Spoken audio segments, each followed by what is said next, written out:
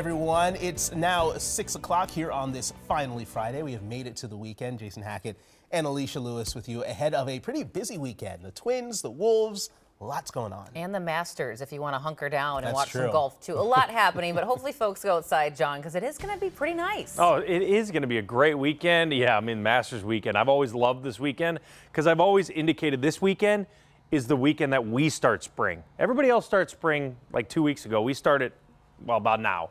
So we're looking at the dense fog advisory in St. Cloud to Ortonville. That is going to give us some more clouds. Everybody has to deal with this through the noon hour. That's going to end up being clouds as it mixes out. Dense fog advisory goes out until 9, but like I said, lingering clouds possible to 1. And then you could see here in the cities, we actually do not have any fog. It's because we had some cloud cover overnight save us from our temperatures dropping. So we're seeing good conditions here for visibility. But again, getting to Princeton and St. Cloud, this is where we're starting to see that fog thicken up. So if you're traveling west of the metro or going up north on 94, you are going to run into some slowdowns or some visibility concerns. CC, again, haven't seen any major impacts from the fog yet. No, and if you take a look here in the St. Cloud area, good morning if you're waking up there, you're seeing the fog, but folks are driving right through it. Shouldn't impact your commute too much up there. Once you hit the cities, you're really not going to see too much of fog at all. Taking a look here in the Coon Rapids area, good morning if you're waking up there too. This is 10 westbound near Egret Boulevard. You see this left lane is closed. That could be a disruption later on in the morning, but not right now as you're headed toward Anoka. We see here on the eastbound side, though, things picking up. Don't need to add extra time, though, in that area. Taking a look at the wider metro, things looking really great right now. If you have to leave out the door over the next 30 minutes, you're good. From 8 to 9, though, even that 7:45 time to 9:30, you're going to want to add extra time to your commute. I'll explain why when I see you next. We will talk to you soon, Cece. Thank you very much. Now to breaking news from Wall Street. Stock futures reacting this morning as the U.S.-China trade war escalates. In the last 2 hours, China raised its retaliatory tariffs on U.S. goods to 125%. Michelle Beck is tracking the fallout happening right now from the live desk. Hey, Michelle. Well, hey, guys, you can see right now stock futures are up as traders process this development that dropped on all of us right around 3:30 our time this morning. China wants to see these changes as soon as tomorrow, upping its levies on American goods to that 125%. Remember, 125 was the number Trump first gave to China on Wednesday. Well, now the White House confirms that tariff rate on Chinese imports should actually be 145. This new total accounts for the extra tariff from China's role in fentanyl production. So to be clear, the current standing, it's 125% for American imports and 145% for Chinese imports.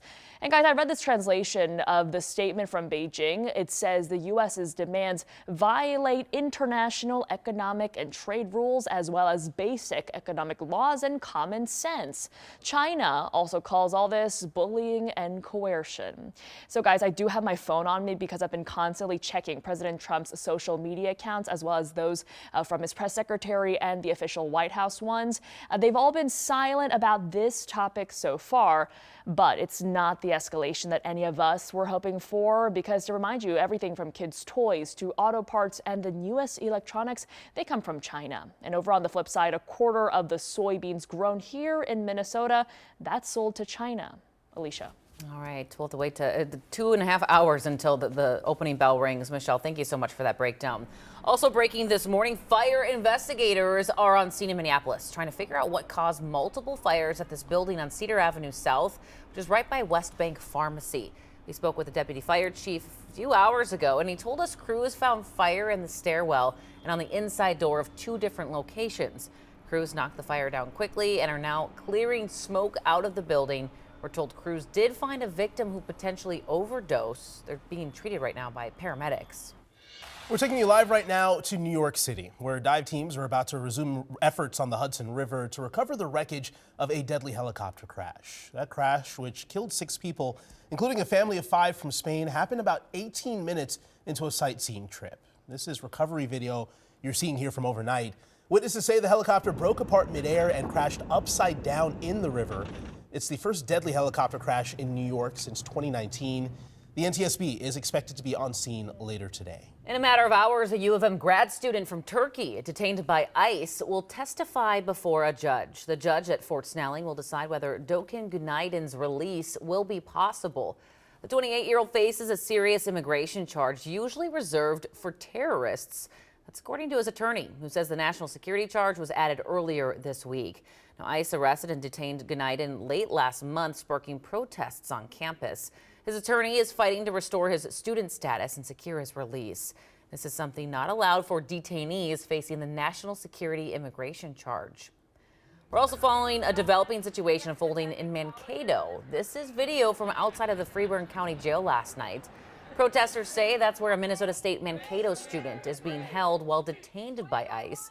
According to university officials, 5 other students had their legal statuses canceled and are being told to leave the country. All right, 6:06, it is Friday. We got some basketball in action. Minnesota Timberwolves in the fight to the finish line here in the regular season. So if you didn't stay up, you missed a crucial win in Memphis just a few hours ago. The final